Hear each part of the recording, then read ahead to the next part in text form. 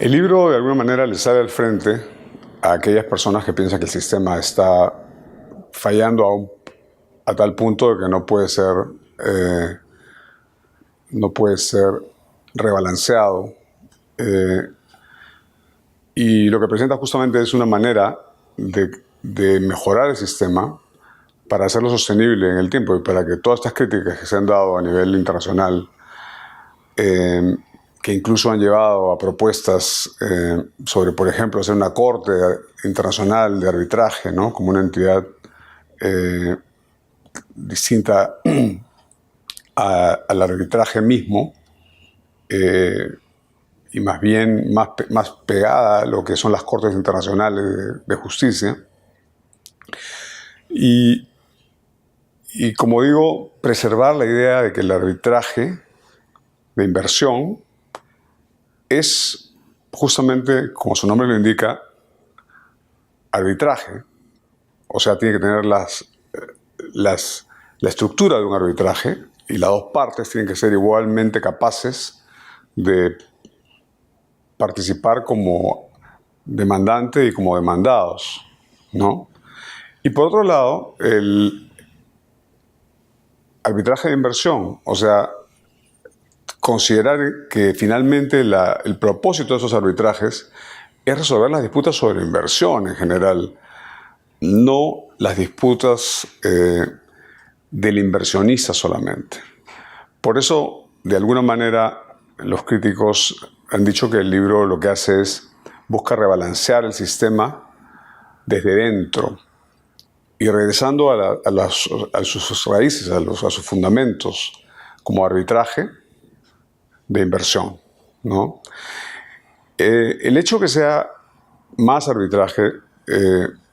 implica, como digo, de alguna forma crear algunos modelos que el libro propone, 4 en particular, que permitan que las dos partes puedan, en efecto, y llamo a las dos partes al demandante más habitual, en estos casos, que es el inversionista, y el demandado más habitual, que es el Estado, a que de alguna manera puedan ser indistintamente demandantes o demandados, o sea, que los reclamos de uno puedan presentarse en arbitraje, en esos arbitrajes, los reclamos del uno contra el otro, digamos, ¿no? E incluso aquellas partes que no son el Estado, sino, por ejemplo, los nacionales de un Estado, imaginemos una comunidad o un grupo de alguna manera que tenga un cierto derecho con relación a los recursos, en el caso, por ejemplo, de una inversión extractiva, puedan de alguna manera participar en el arbitraje. Y de esta forma resolver pacíficamente, como el arbitraje por excelencia es un medio de solución pacífica de controversias, aquellas disputas que hoy día no encuentran un medio de canalización y que finalmente terminan yendo a los poderes judiciales de cada país, con las limitaciones que eso tiene, terminan yendo a reclamos hacia el propio Estado, ¿no? de parte de un grupo de sus ciudadanos, por ejemplo, una comunidad. Y lo que es aún más complicado, pueden a veces no encontrar un espacio, sino más bien encontrar frustración. Y la frustración no es precisamente la manera como una reforma debe surgir. La frustración que lleva a conflictos sociales como los que hemos visto en países como el nuestro, definitivamente no van a llevar a ninguna solución pacífica, y lo que va a pasar es que los proyectos van a quedar trabados por muchísimos años, por siempre, de algunos, ¿no? Entonces, la idea del libro de alguna manera es que generando un camino donde las partes, aún en los escenarios más difíciles y más conflictivos, puedan de alguna manera encontrar una forma de acercarse a un medio de solución de controversias que está probado como un medio que funciona y que viene funcionando para tantos países, darle también el poder a este sistema para recibir esos otros reclamos vinculados a la inversión bajo ciertas pautas y condiciones. No van a ser todo tipo de inversiones, no van a ser solamente todas las situaciones que uno pueda concebir, pero sí muchas que sean de beneficio no solo del inversionista, no solo del Estado, sino de las propias personas individuales, las propias comunidades, colectivos, que de alguna manera tengan un espacio aquí para que sus reclamos entren a ser discutidos, ¿no? Entonces, eso necesita, por supuesto, muchísima convicción con relación a uno de los puntos medulares del libro, y es que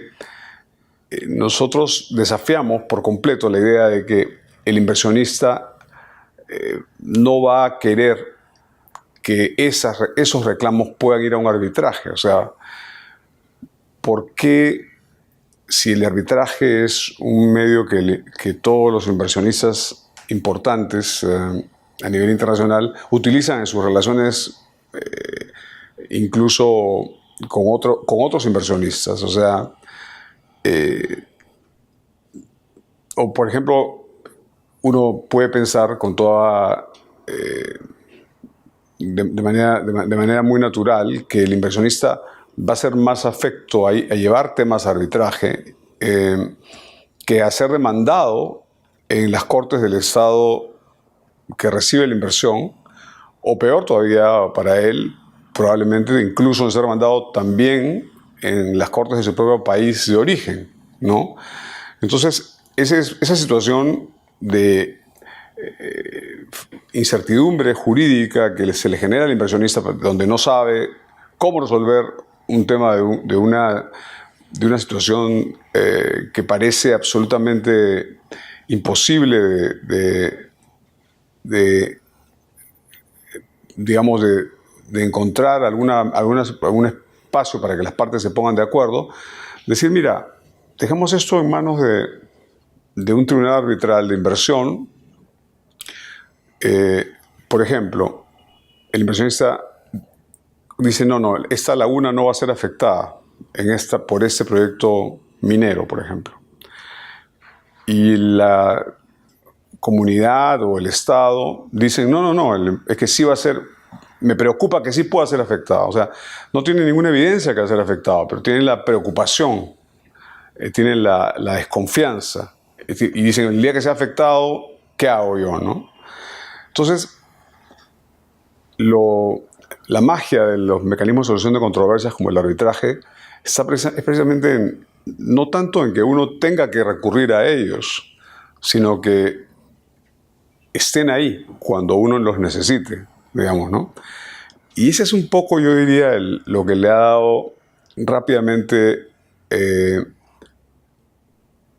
ha atraído rápidamente la curiosidad de los estudiosos en esta materia, que el libro de alguna manera busca cerrar esa brecha de desconfianza entre quien propone la inversión, sea el Estado, sea el inversionista, e incluso las propias personas que pueden ser afectadas por la inversión, y más bien darle una vía, un camino incluso de doble vía, que permita que ciertos temas que no hay manera de resolver sino a través de que efectivamente ejecutar el proyecto, si no tuviesen el resultado que esperaba una de las partes, la otra pueda demandar a la otra en la vía de un arbitraje, en lugar de llevar a una situación de conflicto como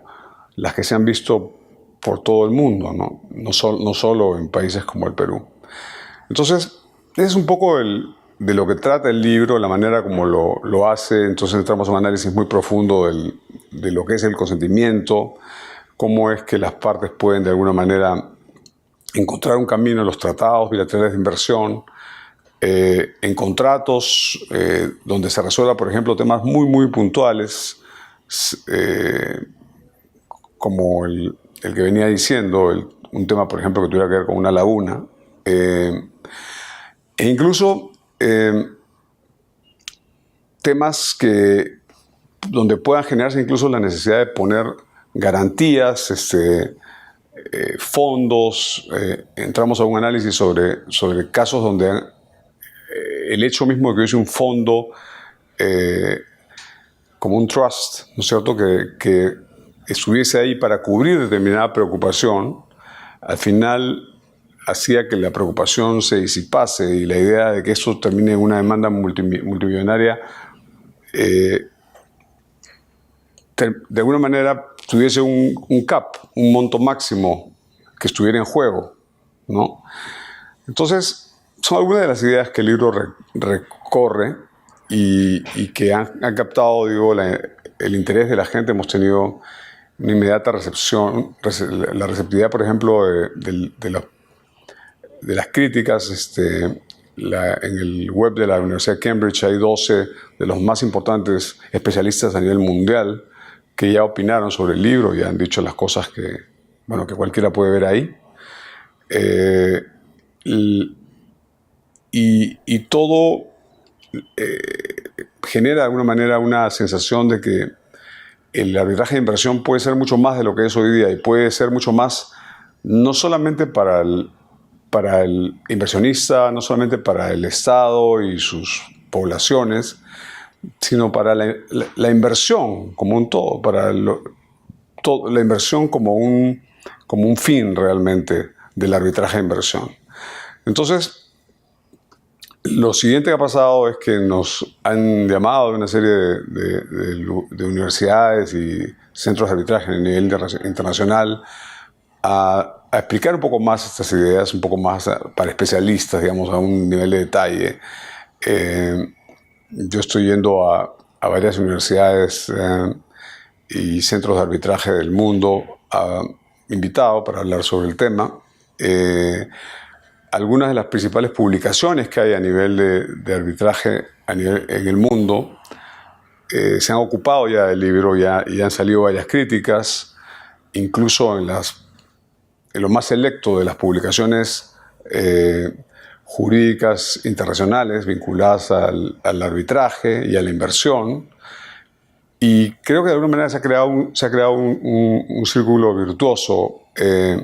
a favor de ideas como estas, como las propuestas en el libro. Creo que si solamente el hecho que eso esté ocurriendo, de alguna manera nos permite pensar en que el libro, mucho más que una idea cerrada, lo que hace es abre una serie de otras preguntas que seguramente profesionales, profesores de otras universidades, expertos, gente que se dedica a la práctica, irán de alguna manera ampliando en su trabajo, ¿no? Y eso es lo que escribió el profesor David Caron, que fue decano de la Universidad de King's en Londres, y antes había sido vicedecano de la Universidad de Berkeley, recientemente fallecido, pero que escribe el prólogo del libro, y un poco dice que él ve el libro como una expedición, y de alguna manera es una expedición que encuentra de esas expediciones donde finalmente, mientras uno sigue caminando en la dirección de las ideas del libro, verá gente que está ya de regreso de haber ido en la misma dirección, y poco a poco se generarán más expediciones de la misma naturaleza, o sea, en la misma dirección, de ampliar el arbitraje de inversión, de hacerlo más capaz de resolver más reclamos de más personas involucradas en los proyectos de inversión. Entonces, David Cameron murió a los pocos días de la presentación del libro, pero en homenaje a él, yo quisiera pensar que su lectura del libro, plasmada en el prólogo, es un poco lo que está pasando, ¿no? Y que es lo que de alguna manera está generando también que muchas otras personas se estén interesando en no solamente en escribir más sobre el tema, sino también en llevar a la práctica algunas de estas ideas, que obviamente es un tema que nos tiene muy entusiastas a los coautores, a mí en particular. Yo creo que ahí está la prueba de fuego. ¿Qué capacidad tiene estas ideas de ser preferidas versus otras? Y ahí me acuerdo de esa frase de Winston Churchill, que dice que construir puede ser la labor ardua y lenta de muchos años, y destruir puede ser un instante en el que todo simplemente deja de existir. Yo creo que el libro trata de construir, y creo que el libro trata de señalar la ruta en la dirección de que construyamos un mejor arbitraje de inversión, un arbitraje de inversión más rico, pero no sobre la base de ideas que aparezcan ahora de la nada, sino más bien sobre la base y el sustento de estas muchas décadas ya de arbitraje de inversión que hemos vivido, de los muchísimos casos que han existido, de todo lo que se ha escrito sobre el tema. Eso es finalmente lo que nos proponemos los autores de Arbitrating the Conduct of International Investors. Arbitrating the Conduct of International Investors.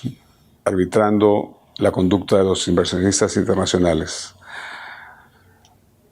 Eso es todo y muchísimas gracias.